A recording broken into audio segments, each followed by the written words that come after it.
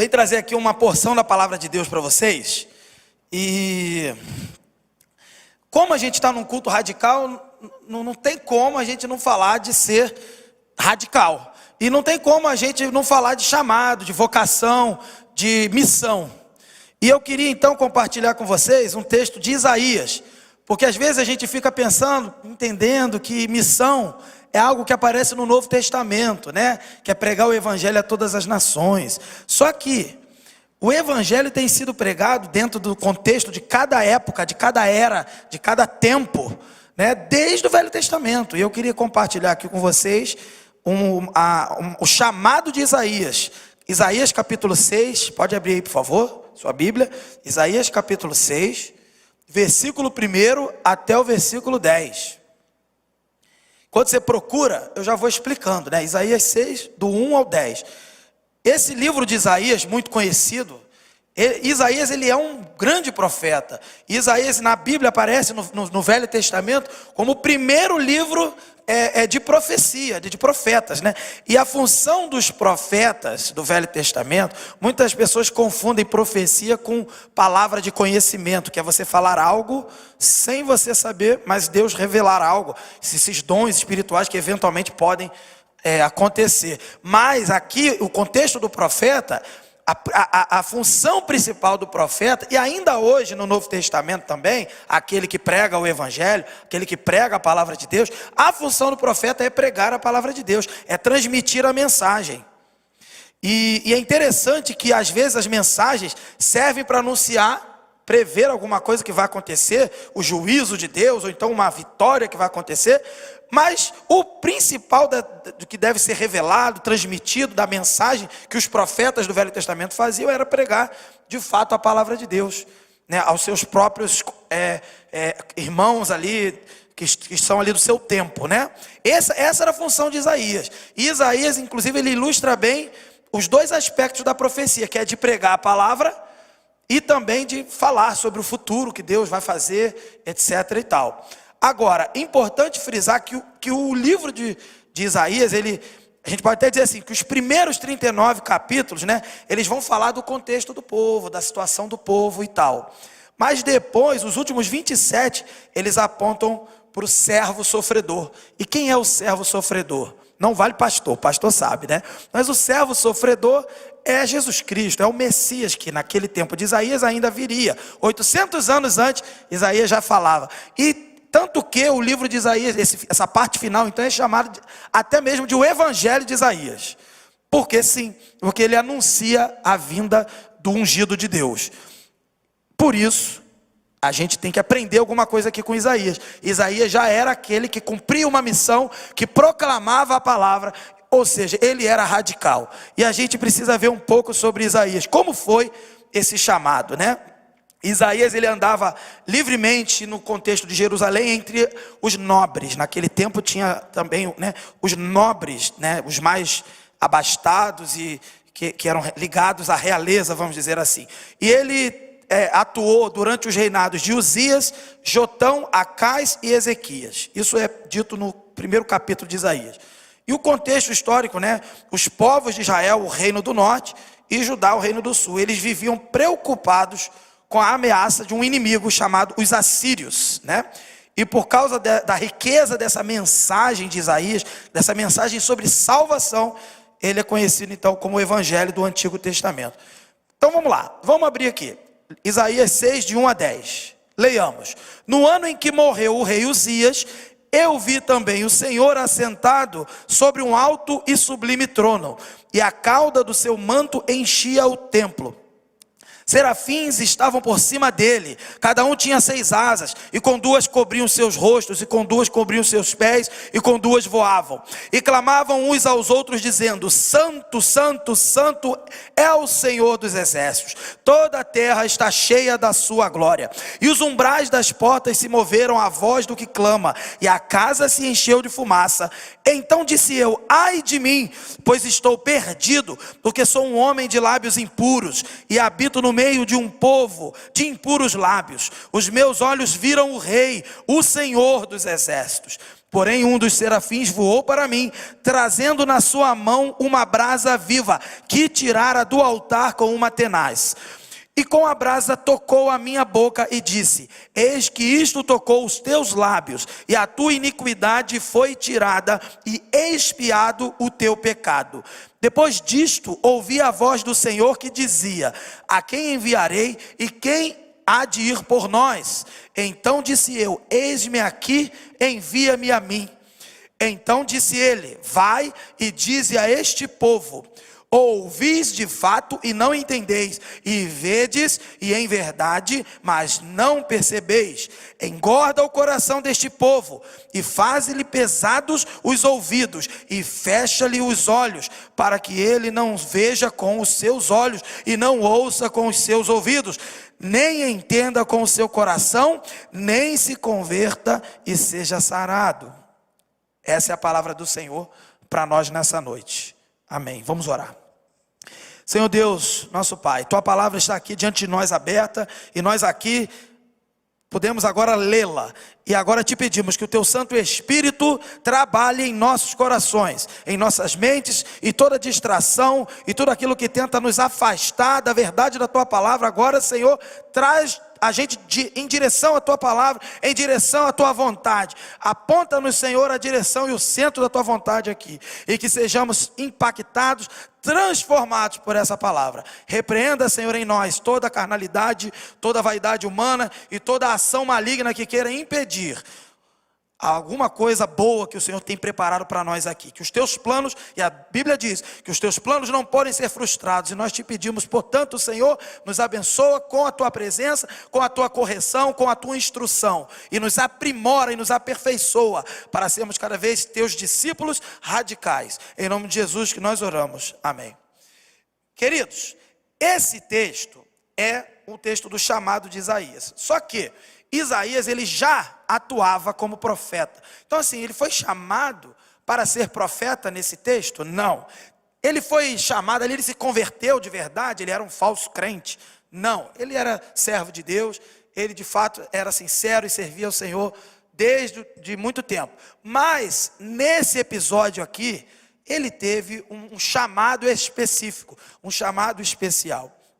E o que a gente mais vê na Bíblia, quando aparecem os chamados, né? Quando Deus manifesta chamados, tanto no Velho Testamento, como também no Novo Testamento, quando há a manifestação dos chamados, e aqui nós estamos falando para pessoas chamadas, né? Pessoas que vão, muitos aqui e outros que não estão aqui, mas nos acompanham, vêm até mim e falam: Senhor, eu tive um chamado, eu tenho um chamado. E aqui a gente tem a oportunidade de entender e aprender sobre os chamados que acontecem. E existem padrões para a gente absorver para a nossa vida, para compreender de fato como é um chamado, e o que esse chamado que você pode ter na sua vida, e que aqui também Isaías teve, o que ele acarreta para você, e o que ele transforma, e o que ele muda na minha e na sua vida.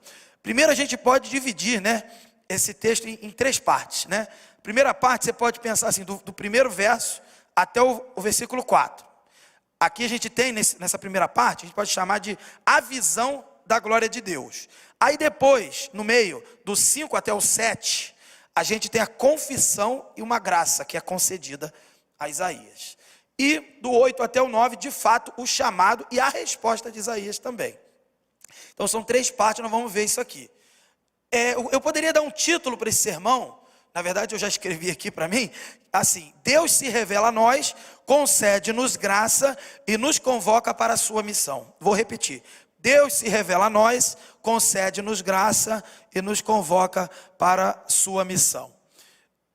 Essa frase que eu botei aqui como tema, né, do sermão, ela é o resumo do capítulo, e ela é um resumo de como funciona o chamado de Deus na vida do crente.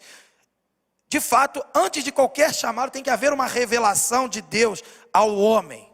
Primeira coisa, aquele quem ele quer chamar. E depois dessa revelação tem a manifestação, sim, da graça salvadora, transformadora, perdoadora de Deus. E sim, por último, a convocação e a explicação, né? Como é que é essa missão que esse discípulo, que esse chamado tem que desempenhar. Então, nessa primeira etapa, a gente está falando sobre essa parte da revelação. Deus se revelou a Isaías. Veja só. A gente tem aqui a descrição da visão de Isaías. E ele teve a visão da glória de Deus e do trono. Às vezes, o seu e o meu chamado pode não ser como a visão do trono, mas com certeza é com uma clareza tremenda de que é Deus que está ali tratando com você. Pode ser um irmão ao seu lado com uma palavra de sabedoria e aquela palavra produz fruto e você sabe que é Deus que está fazendo. Pode ser a própria leitura do texto sagrado. Pode ser você num culto como hoje ou outro culto que você pode, né, lembrar que já passou e outros que virão, um pregador. Pode ser de diversas maneiras, mas o que é comum é que é Deus se revelando. E como Deus se revela a nós? Ele pode se revelar de várias maneiras extraordinárias e sobrenaturais, mas todas elas têm que apontar e concordar para a revelação fundamental, que é a palavra dele. Isaías aqui, então ele teve uma revelação fantástica, uma revelação sobrenatural, mas era uma revelação totalmente coerente àquilo que ele já conhecia do que era a palavra de Deus e de quem era o próprio Deus. Tanto que ele sabia que era Deus e identificou que era Deus. Ele não identificou que era Deus porque tinha luzes e bolas de fogo, etc. Ele identificou que era Deus porque ele sabia quem era Deus, porque ele aprendeu sobre Deus, porque ele tinha relacionamento com Deus. Isso ele traz desde a sua infância, desde a sua formação. Ele foi criado e ensinado sobre Deus. Então não é qualquer bola de fogo que vai nos assustar. Não é qualquer bola de fogo e coisa tremenda, maravilhosa que vai nos confundir. De fato, aquela bola de fogo maravilhosa era Deus. Mas veja, eu estou aqui usando expressões, mas como foi que essa visão aconteceu, né?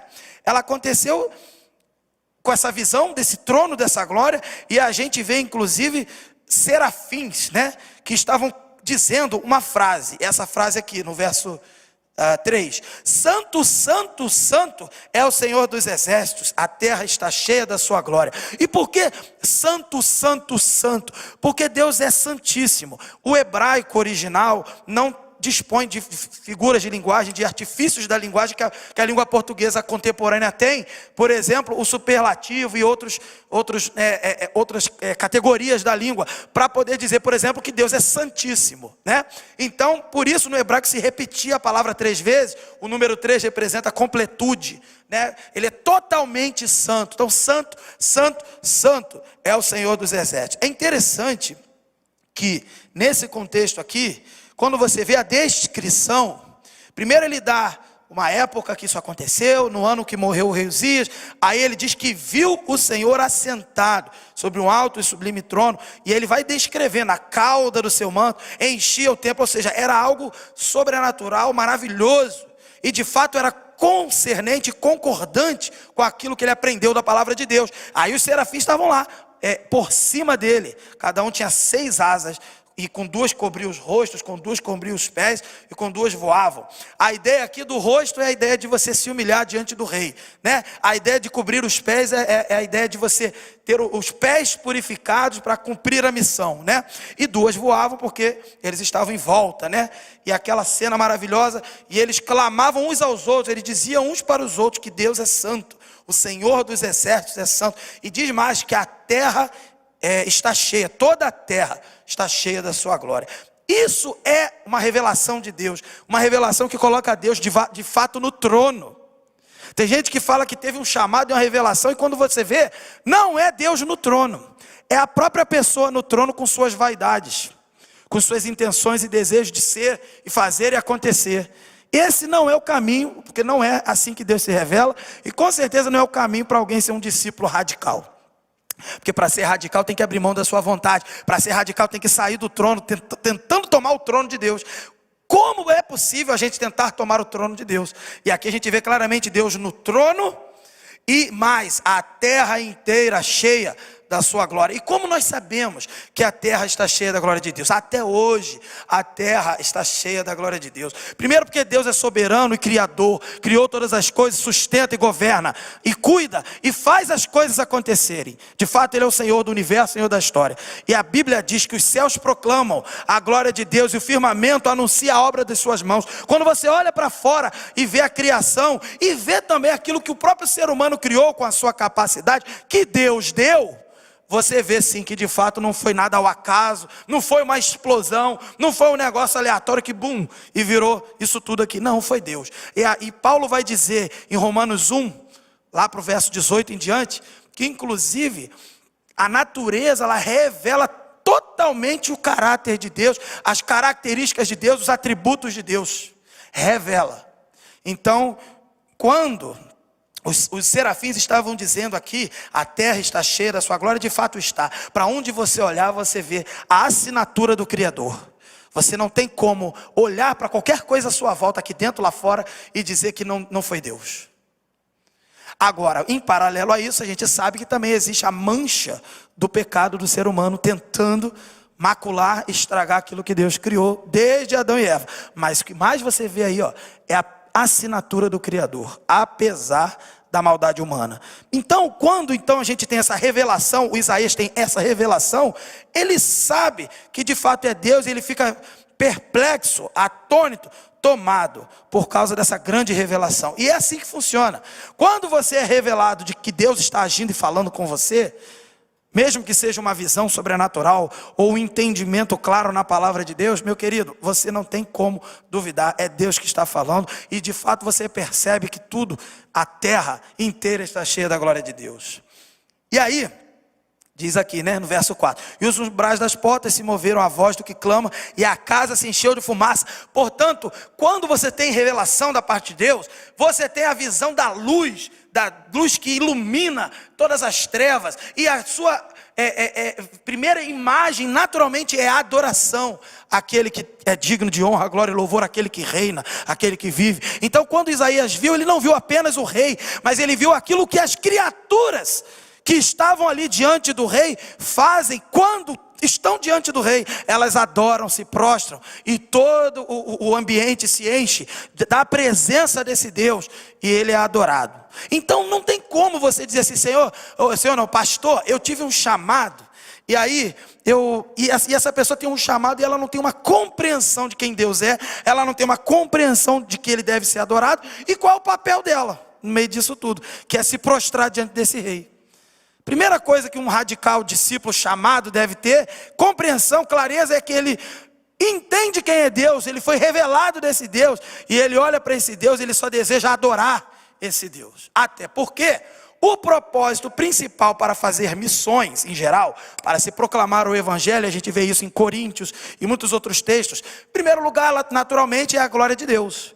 A gente vive e faz tudo para a glória de Deus, mas também para que o próximo que você vai alcançar, esse também glorifique a Deus, esse também adore a Deus. Ou seja, missões existem porque adoração não existe. Lá fora não tem adoração. Por isso a gente tem que fazer missões, pregar o evangelho, para que haja adoração. Agora, como pode o discípulo que é chamado não compreender que a primeira atitude dele diante do rei deve ser adoração, prostração? Por isso, aquele que é chamado, uma característica que eu tenho que identificar quando ele conversa comigo, eu tenho um chamado, eu quero pregar o evangelho para as nações, eu tenho que ver se ele compreende que de fato ele é um adorador desse Deus, e Deus merece toda a honra, glória e adoração, ou ele é aquele que deve ser adorado, ou ele quer fazer a coisa para todo mundo dar o tapinha nas costas. Que bonito, ele fez, entende? Aqui a gente está vendo claramente a adoração ao Senhor em primeiro lugar. Aí, a segunda parte, dos versos 5 ao 7, a gente pode ver aqui confissão e graça concedida. Quando o ser humano, e eu estou falando de Isaías, que já era um profeta, ele era servo de Deus, temente a Deus, e ele teve uma visão clara de Deus. Quando ele teve uma visão, e quem tem essa visão clara de Deus na palavra, uma compreensão, um entendimento no Espírito, seja lá como isso acontecer, mas a primeira compreensão interna de si mesmo que a pessoa tem que ter é a mesma de Isaías. Sabe como é que Isaías se comportou? Ele confessou quem ele é. A gente tem aqui Isaías percebendo, depois de ter essa revelação da santidade de Deus, que ele tem lábios impuros e habita num povo de lábios impuros. Percebe? E diante da pureza absoluta de Deus, ele percebe a sua impureza e diz uma palavra, uma expressão categórica: ai de mim. Ele não, no primeiro momento, ele não fala assim, glória a Deus, vamos louvar, vamos cantar. Não, porque quando a santidade de Deus é revelada, quando a luz de Deus brilha e a sua pureza é expressada para nós, cara, brilha tanto, irmão, brilha tanto, ilumina tanto a tua vida, que você vê cada pecado teu, você vê cada erro teu.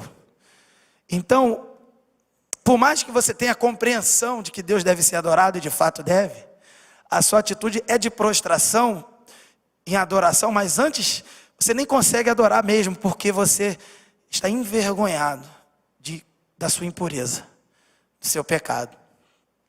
Um discípulo radical, ele entende isso. Quando ele tem a revelação de Deus, ele se joga no chão, porque ele sabe, ai de mim, eu vou morrer. Eu estou diante daquele que é santo e não compactua com a impureza de quem eu sou. Gente, Isaías era um servo de Deus, temente a Deus. Parece aqui que ele se comporta até como alguém que se converteu naquele dia. Porque quando a gente está diante do Senhor dos Exércitos, não tem outra atitude a não ser se jogar no chão, se prostrar e dizer, eu vou morrer. De fato é isso que um discípulo radical inevitavelmente tem que dizer para Deus. Veja, diante dessa confissão, diante dessa expressão de que ele sabe quem ele é, ele viu quem era Deus, quando ele entendeu quem era Deus, quando a glória de Deus de fato foi revelada para ele, quando a luz iluminou tudo à sua volta, iluminou até quem ele era, ele pôde de fato dizer quem ele era. Quando ele viu quem era Deus, ele sabia quem ele era. Eu sou uma pessoa de lábios impuros, habito no meio de pessoas de lábios impuros, eu sou pecador. Um discípulo radical sabe que é pecador, se assume pecador, se incomoda e sabe que terrível coisa é cair nas mãos do Deus vivo. Se prostra, ai de mim. E quando a gente se apresenta, e é assim, você vê isso na história do ser humano, sempre quando ele se encontra com o Salvador aqui, o Senhor dos Exércitos também faz o papel do Salvador, mas quando você se encontra ali no Novo Testamento, vários episódios de encontro com Jesus, com o Salvador, primeiro é pedido de perdão, reconhecimento, me ajuda, eu estou perdido, eu estou lascado. E aí graça é concedida. Não há condenação, porque a Bíblia diz que o Senhor não rejeita um coração quebrantado. E o coração que é quebrantado, ele não é quebrantado porque ele é muito bom. Ele não é quebrantado, oh que coração bom de se quebrantar, não. É ruim aquele coração. O meu, o seu, de todo mundo é ruim. Mas foi quebrantado conforme a Bíblia diz, convencido do pecado, da justiça e do juízo pelo Espírito Santo. Foi quebrantado pelo próprio Deus. Um chamado quebranta, porque revela quem é Deus, porque apresenta quem é Deus, quebranta corações. Então Isaías, totalmente quebrantado, diz ai de mim. E quando ele quebrantado diz ai de mim, sabe o que acontece?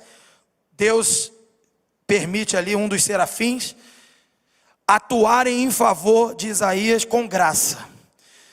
E aqui diz que os serafins, um dos serafins, toca nos lábios de Isaías com uma brasa. Veja, será que o problema de Isaías é que ele era uma pessoa que falava muito palavrão? Porque ele é de lábios impuros? Ou falava muita piada de mau gosto? Ou qualquer coisa do tipo que use a boca? Porque ele falou que é de lábios impuros. Será que de fato esse é o significado daquilo que Isaías falou de si mesmo? Não. O que ele estava dizendo é que eu sou tão pecador, e eu como profeta, tudo que eu falo é impuro, é contaminado por quem eu sou. E eu sou uma pessoa que prega a palavra de Deus, que proclama a palavra de Deus, mas eu sou impuro e contamino. E é isso que ele quis dizer, eu contamino, mas não contamina. Na verdade não contamina. Ele que é o contaminado, mas a palavra não é contaminada. Mas o fato é que ele estava ali diante de Deus reconhecendo que ele era a parte errada da história, que Deus era certo, que o ministério dele era certo, que a palavra que ele proclamava era certa, errado era ele. O que tentando ajudar atrapalhava, era ele. E ele disse, eu sou de lábios impuros, mas o que ele está dizendo é, sou pecador, todo o meu ser é impuro. E quando eu profetizo, É um pecador impuro, com lábios impuros, ousando na sua boca proclamar uma palavra que é santa, que é pura. Essa compreensão que um discípulo radical tem, quando ele entende e é revelado do próprio Deus, e quando ele recebe o seu chamado. Você pode ir em qualquer texto, procurar outra pessoa que foi chamada por Deus, pode não ser igualzinho, mas você vai ver que ela tem uma revelação de Deus, ela entende que ela está lascada, porque Deus é santo, maravilhoso, poderoso, e ela precisa de misericórdia de Deus, e tem misericórdia, porque ele foi chamado, e depois ela responde, é sempre assim. Só que por que às vezes a gente confunde? Por que às vezes a gente lidando na igreja, vê, eu fui chamado por Deus, daqui a pouco, quando a gente vê, a gente está deixando a pessoa que nem foi chamada, ou não foi totalmente trabalhada por Deus para cumprir uma parte da missão, e não deve. Por quê? Porque ela não foi realmente chamada e preparada para isso. E como que a gente identifica isso? Primeiro, que essa pessoa reconhece quem é Deus. Segundo, que ela sabe que ela é pecadora. Agora, às vezes a gente vê pessoas tão talentosas no nosso meio, aqui na igreja, em outros lugares, e a gente se empolga, né? Porque é tão talentoso, como é que pode? Que lindo chamado. Não necessariamente. Tem um grande talento. E talento lá fora tem um monte também. Não é por isso. É por causa do que a gente está vendo aqui com Isaías. É porque a gente está vendo e aprendendo com Isaías. Então perceba aqui. Isaías, ele reconheceu quem ele era. Falou, ai de mim. E um serafim tocou no seu lábio. Nos seus lábios. E com uma brasa, claro que é uma visão, é algo simbólico, que pode ter sido espiritual ou literal, pode ter sido realmente uma brasa que queimou a boca de Isaías. Não estou aqui discutindo como é que foi que aconteceu, essa é a descrição da cena. O fato é que o significado é o que importa. Quando ele foi purificado dos seus lábios, acontece uma coisa. O serafim fala, né? Aqui, ó. Verso 7, com a brasa tocou a minha boca e disse, eis que isto tocou os teus lábios. E a partir desse símbolo, do toque dos lábios, olha o que o serafim falou, e a tua iniquidade. Ele não era um homem de lábios impuros, agora o próprio serafim fala, não apenas o teu lábio foi purificado, né? Mas a tua iniquidade, a tua imundícia, a tua impureza, o teu pecado, a tua iniquidade foi tirada, expiado, perdoado. O teu pecado. Foi graça que ele recebeu, quando reconheceu que ele merecia morrer diante desse Deus. Um discípulo radical, quando está diante da revelação desse Deus, ele quer adorar esse Deus, e percebe que não é digno nem de se levantar para adorar, e ele diz, ai de mim, antes de dizer, eu te adoro, porque eu sou pecador, e ele recebe graça, e é perdoado. Agora é hora de levantar. Depois que é perdoado, agora é hora de levantar. Aí olha que interessante a terceira parte. Versos 8 a 10. Agora que ele então entendeu e recebeu graça, perdão, purificação, agora ele vai ser comissionado. Agora ele vai receber uma missão, uma orientação e uma ordem para se fazer algo em nome de Deus. Tem gente que quer fazer tanta coisa e não passa pelo processo inicial. Quer falar, pregar em nome de Deus, quer levantar esse nome de Deus. E sabe o que ele faz? Ele fere o mandamento. Ele toma o nome de Deus em vão. A gente pensa que tomar o nome de Deus em vão porque não pode falar a Deus, etc, né? Tomar o nome de Deus em vão é ser infiel, ser impuro. E com o seu jeito mundano, carnal, você tentar ser algo que só quem é espiritual e transformado por aquele que é espírito, Deus, pode fazer. Quando Jesus no Pai Nosso, ele diz, Pai Nosso que estás no céu, santificado seja o teu nome. Ele não está pedindo para Deus santificar o nome dele, porque o nome dele já é santo, o nome de Deus. Ele está dizendo assim, que a gente possa andar de forma coerente com a santidade do teu nome. Que de fato, com a nossa vida, seja o seu nome santificado. É isso que ele está falando. Então, aqui, quando então a pessoa está totalmente preparada para receber de Deus a missão, ela não vai portar e proclamar o nome de Deus em vão, porque ela de fato está indo em nome do Senhor dos Exércitos. Ela ergue esse nome de forma plena e santa, e não em vão. Aí, olha o que acontece então. Então disse ele, verso 9, vai, aí vem a ordem, vai Deixa eu voltar um pouquinho, 8, né? Eu ia falar do 8 primeiro. Depois disto, depois do quê? Desse episódio de glória de Deus, de perdão e graça recebida, confissão. Depois disso, ouvi a voz do Senhor que dizia: a quem enviarei? Quem há de ir por nós? Interessante o plural, né? Esse plural é uma pista aí para quem gosta de estudar sobre a doutrina da Trindade, né? Esse é um dos plurais na Bíblia que aponta para a doutrina da Trindade. Dentre outros que aparecem, Gênesis também tem, né? Mas assim, a quem enviarei e quem há de ir por nós? É uma pergunta que Deus sabe a resposta. Quando Deus pergunta alguma coisa, Ele sabe a resposta. Em Gênesis, quando Ele perguntou a Adão, onde é que você está? Será que Deus não sabia onde Adão estava quando tinha se escondido? É porque Adão precisava dizer para Deus onde ele está. Eu estou aqui na vergonha do meu pecado. Assim como aqui, que não é o mesmo caso, aqui ele já estava, Isaías, purificado do seu pecado. E ele pergunta, então, já que está purificado, tem que ter uma resposta. Porque a gente não recebe o evangelho para engordar espiritualmente. A gente não recebe o evangelho para prosperar de milhares de formas diferentes. Apenas ou que seja, esse não é o propósito principal.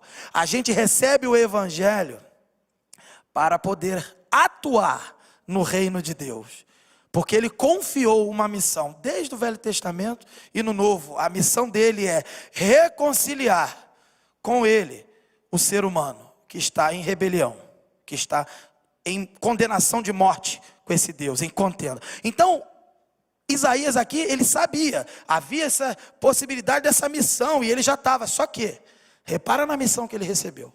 Primeiro ele pergunta, interessante que quando ele faz essa pergunta, Deus, né, faz essa pergunta, para que Isaías respondesse, Isaías não diz assim, calma aí, para onde que eu tenho que ir, e o que é que eu tenho que fazer, antes de responder.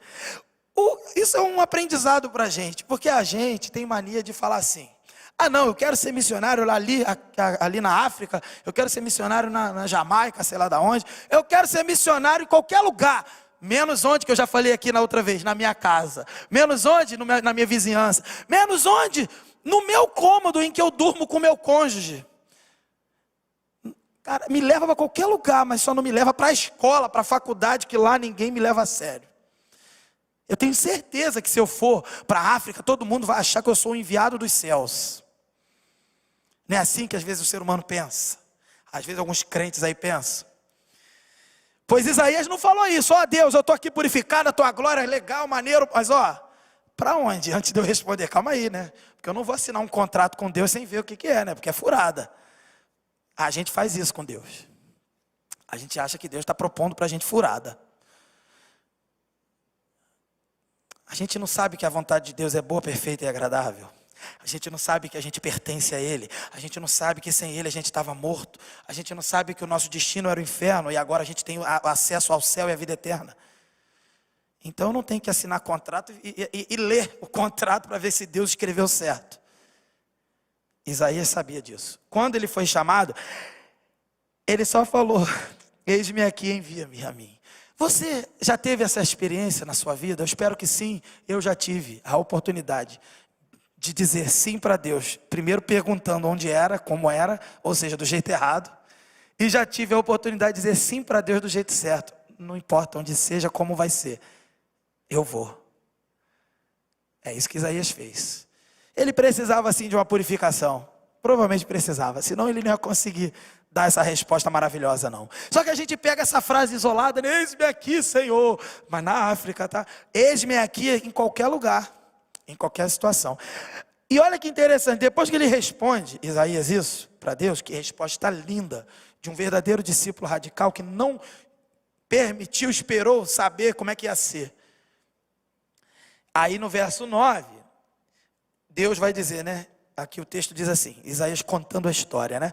E disse ele, Deus falando para Isaías, vai e dize a este povo. Que povo? O povo que ele estava inserido, o povo de Israel ali que ele estava envolvido. Mas olha que mensagem que ele tem que levar. Essa é a parada dura do discípulo radical aqui. Ouvis de fato e não entendeis, e vedes em verdade, mas não percebeis. Sabia que Jesus, quando ele está falando uma das suas parábolas, ele também fala isso? Porque o povo não entendeu a parábola, porque o pessoal pensa que parábola é uma forma didática de Jesus, o grande pedagogo. Não tem nada a ver, não é nada disso. Parábola é uma linguagem codificada que só um determinado povo que Jesus queria que entendesse, entenderia, e todos os outros não entenderiam. Tanto que quando perguntam para ele, nessa parábola lá, que ele, logo no início do ministério dele, o que quer dizer isso? Aí ele cita Isaías, ele fala isso aqui. Olha lá, ouvis de fato e não entendeis, vede em verdade, mas não percebeis. Ele cita Isaías, porque ele está querendo dizer o seguinte: olha, não é para entender, eu só vim falar o que eu tinha que falar. Quem entendeu, entendeu, quem não entendeu, não é a hora, não é dado a entender nesse momento. E é interessante então que aqui, no chamado de Deus para Isaías, vai a esse povo e fala para eles isso: ó, vocês vão ouvir e não vão entender.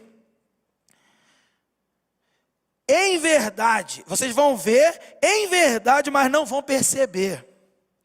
E aí no verso 10, Deus diz assim: engorda o coração desse povo, e faze-lhe pesados aos ouvidos, e fecha-lhe os olhos, para que ele não veja com os seus olhos, e não ouça com os seus ouvidos, e nem entenda com o seu coração, nem se converta e seja sarado. Isaías foi chamado para um ministério de juízo, em que ninguém ia se converter. A gente bate no peito: eu sou radical. É isso aí, eu sou mesmo, todos nós temos que ser. Tem radical aí? Para acordar. De novo, tem radical aí? Acorda. Então, sou radical. Aí Deus vai lá e manda pregar juízo. Ah não, minha igreja vai esvaziar, como é que eu vou pregar juízo? Pô, é claro que a gente tem um contexto do Velho Testamento. No Novo Testamento, graças a Deus, a gente prega a esperança da salvação. Em Jesus Cristo, a vitória da cruz. Mas imagina você pregar aspectos do Evangelho totalmente verdadeiros, que é o sofrimento, que é ser perseguido, que é o que a gente vê quando faz o projeto radical, não é verdade? A gente precisa pregar isso também. Porque não adianta adoçar a boca para vir, porque não vai vir discípulo. Vai vir interesseiro, não vai vir servo de Deus, vai vir falso crente, e vai fugir na primeira oportunidade. Agora, o que eu quero aprender, e eu queria que vocês aprendessem, que a gente pode aprender aqui, já nesse detalhe aqui, é que Isaías foi para um ministério, que de fato ninguém ia se converter. Vai ter momentos, queridos, que todos os momentos são esses. A prioridade é proclamar o Evangelho, pregar a palavra. Mas vai ter momentos que você prega a palavra e o povo não quer. É duro, meu irmão, quando 2 gatos pingados, 3 gatos pingados se converte. E olhe lá, Isaías, se ele trabalhasse numa agência missionária, ele seria demitido. Eu chamar ele: ó, Isaías, tá dando não, pô, não tem um convertido, não tem um para encher a nossa igreja. Isaías, como é que o povo vai dar oferta, Isaías? Como é que a gente vai dar oferta para manter o ministério se você não traz um convertido? Isaías não quis agradar a nenhuma agência missionária, e ele disse sim antes de saber o que era. Olha que terrível, mas ele foi, ele fez. Veja, 3 liçõezinhas para a gente. Primeira lição: nós precisamos ser purificados por Deus. O ser humano, todo ser humano precisa, na sua natureza, ele não tem como enxergar o seu próprio pecado. Por isso que acontece aquela revelação. Quando a glória de Deus é revelada, a luz do Senhor ilumina a sua vida, a minha vida, a vida do ser humano. E esse ser humano passa a ver o seu pecado, querido. Primeira coisa é isso.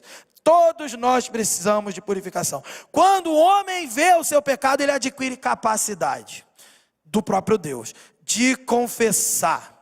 E aí ele confessa, né? Deus, doador de graça, toca no homem, transforma esse homem e capacita esse homem. É isso que acontece. Por isso essa primeira parte que a gente viu aí, para a gente aprender. Precisamos ser revelados e purificados por Deus. E aí, a primeira e a segunda parte que a gente viu. E a terceira parte que a gente viu agora, nós somos chamados, todos nós, para uma missão. E ela é dura. Não pense que porque a gente vive no tempo da graça, do evangelho, que é uma missão melhor do que um evangelho mais fácil. É um evangelho só, do Velho Testamento ao Novo Testamento. É o Senhor reconciliando consigo o pecador através, no Velho Testamento, do Messias que viria e hoje do Messias que já veio. É a mesma mensagem. E essa mensagem, ela não é doce. Ela não é, olha querido, Deus tem um plano maravilhoso para a sua vida. Sabe o que essa pessoa vai falar? É verdade, que bom, vou seguir esse Deus. Aí ele segue esse Deus e não recebeu o evangelho, porque você não pregou o evangelho. Você pregou que Deus tem um plano maravilhoso, mas não disse qual é o evangelho, que ela era pecadora e precisava de um salvador, e Jesus Cristo é o salvador, etc e tal. Isso é o evangelho, e isso que transforma essa pessoa em nova criatura. Ser um discípulo radical precisa entender a missão e proclamar a missão com precisão. Você vê que Isaías aqui, simplesmente ele ia pregar para um povo que não ia se converter. Imagina se ele muda, não, vamos mudar para o povo se converter. Deus falou, não, esse povo não vai se converter, não vai enxergar, não vai ouvir, e você vai continuar pregando. E as agências missionárias vão te demitir, se fosse o caso, mas você vai continuar pregando. Nós fomos chamados para uma missão, essa missão é dura. Jesus Cristo carregou uma cruz e morreu. Paulo foi chamado pelo próprio Cristo, quando ficou cego, quando a luz de Cristo brilhou na sua vida e revelou quem ele era. Ele ficou cego, e quando ele ficou cego, ele enxergou de verdade. E ele era o maior assassino. Ele passou a ser o maior proclamador do evangelho. Isaías, quem foi Isaías? Segundo Hebreus, Isaías foi um herói da fé. Ninguém se converteu, mas ele foi um herói da fé. Olha que interessante, Isaías pregou com precisão a palavra de Deus, ninguém se converteu. Agora Jonas, lembra de Jonas, o profeta Jonas? O profeta Jonas que caiu na boca lá do peixe e tal. Depois ele foi jogado lá na terra de novo para pregar lá para os ninivitas. Os ninivitas eram inimigos do povo de Deus. E esses ninivitas, simplesmente eles eram terríveis, que qualquer pessoa naquele tempo diria que eles morram e apodreçam no inferno. E Jonas era um que não queria pregar para eles, queria que eles morressem mesmo. Por isso que ele fugiu, porque ele não queria que a salvação chegasse para os ninivitas. Só que Deus deu um jeito de fazer o negócio acontecer. E Jonas caiu lá naquela terra. E aí diz o texto no capítulo, se eu não me engano, 3. Ele percorre aquilo ali tudo em pouco tempo, 2, 3 dias. Ele percorre aquela cidade e ele prega de qualquer jeito. Ele não prega com qualidade igual Isaías. Ele prega assim, ó, em 40 dias Nínive será subvertida. Ele sai correndo. Em 40 dias Nínive vai ser destruída. Ele não fala nem assim, arrependam-se. Ele não faz nenhum apelo, nem toca uma musiquinha bonita. Ele não queria que aquele povo se convertesse. Por isso ele prega assim, isso depois de ter saído da boca do peixe. Sabe o que aconteceu? O rei, quem sabe o Deus de Jonas, dos israelitas, quem sabe esse Deus não olha para a gente, não olha para a gente, tem misericórdia de nós. Aí ele falou assim, vamos fazer um jejum, vamos nos vestir de saco de humilhação. O rei creu. E todo o povo creu, e todo o povo se rendeu aos pés do Senhor dos exércitos. E de fato Nínive seria subvertida, seria destruída. O próprio profeta nem queria que ela fosse salva. Mas aquela geração de ninivitas, aproximadamente 500 mil, foi salva. Apesar do discípulo que não era radical, tinha má vontade. E ele ainda termina o capítulo 4, brigando com Deus, reclamando porque Deus salvou. Ele fica lá de fora da cidade vendo se vai destruir. Ele depois viu que não destruiu, reclama com Deus. Aí fica lá, Deus faz uma espécie de um tratamento ali com a planta, mata a planta, aí explica, trata o coração de Jonas, dizendo assim, se eu consigo cuidar de plantas, restaurar plantas e matar plantas, você acha que eu não vou cuidar das pessoas que não sabem discernir a mão direita da mão esquerda? Aí Deus faz um tratamento com Jonas ali, ninguém sabe que fim levou Jonas, se Jonas ficou de bem com Deus, eu acredito que sim, mas assim, ele estava injuriado.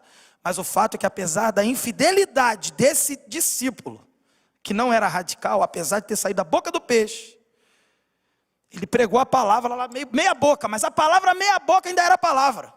E o povo se converteu. Isaías, que pregou com fidelidade a palavra, o projeto de Deus ali era, ninguém vai se converter. Sabe o que a gente precisa aprender? Nós não temos um chamado para converter ou não converter. Nós temos um chamado para pregar a palavra. E Deus vai dizer quem vai e quem não vai. O discípulo radical, ele tem compromisso com a palavra. Ele tem compromisso com a mensagem. Ele não tem compromisso com o resultado, porque quem faz isso é Deus. Mas ele está atento, porque se Deus fizer florescer, ele está ali para colher o fruto. Mas ele também está atento, como Jesus falou: quando não receberem a palavra e não receberem vocês nas suas casas, saiam de lá, limpem a poeira dos pés, não levem nem a poeira para casa e vão embora. Não é isso que Jesus falou? O discípulo radical sabe a quem ele serve, o valor daquilo que ele está portando, a preciosidade. E de fato ele celebra com quem recebe. E ele também sai e limpa o pé da poeira lá e larga a poeira para lá, nem leva a poeira, e vai embora para outro lugar quando não recebe. Mas ele não altera a mensagem para agradar aquele cara que não é para receber. Para aquele cara que já deu para ver que ele não quer servir a Jesus, tu está ali. Ele não quer, meu querido. Ele não quer, tu pregou, agora vai para outro. Tem gente precisando. Aí o discípulo radical, ele entende isso. O discípulo que não é radical, ele fica ali, não, vou ficar nele. Imagina se Isaías ficasse lá insistindo com... Não, ele tinha que pregar e continuou pregando. E quem foi, ninguém quis. E ele continuou pregando, ele não alterou a mensagem. E é isso que a gente precisa aprender aqui hoje, para encerrar aqui o nosso sermão.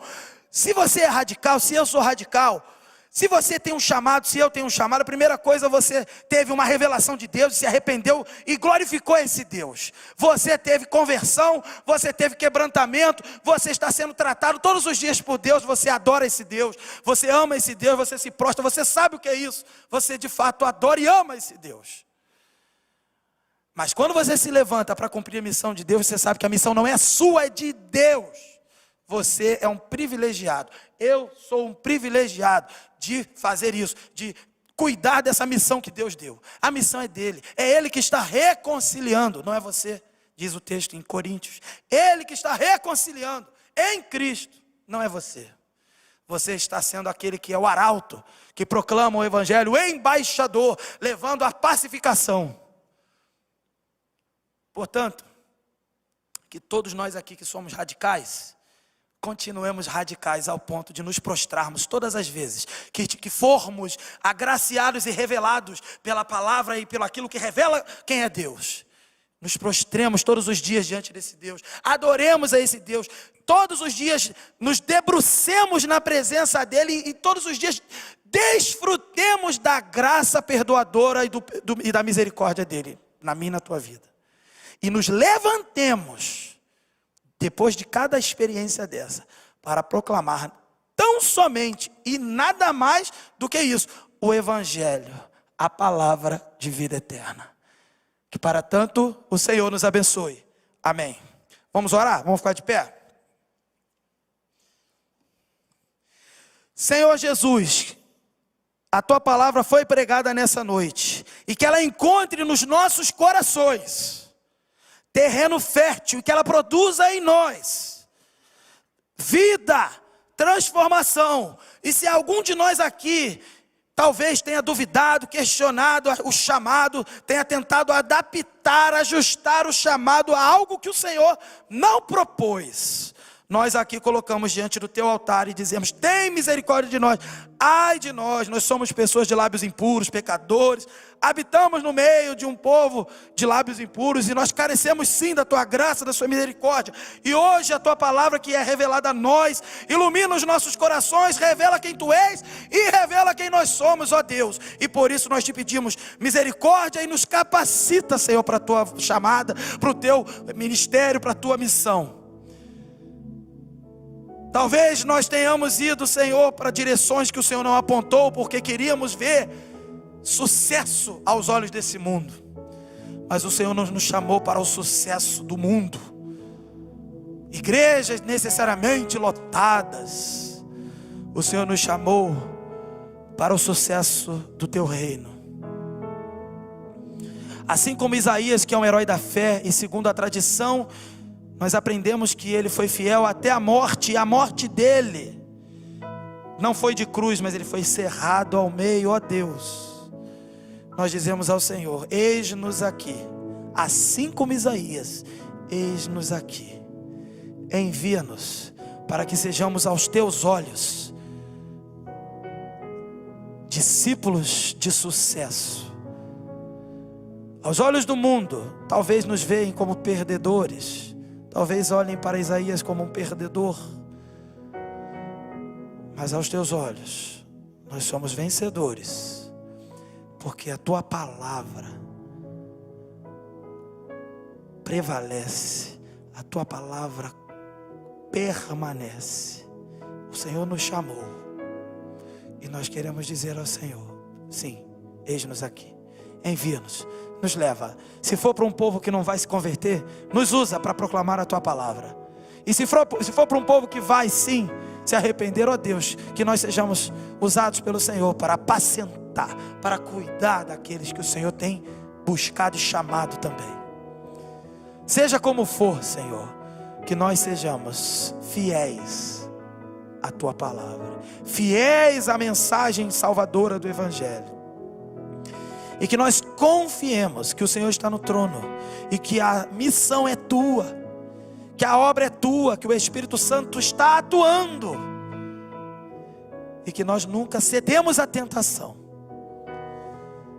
de adocicar, de facilitar, porque nós somos chamados para um evangelho que é radical, para um chamado que é radical.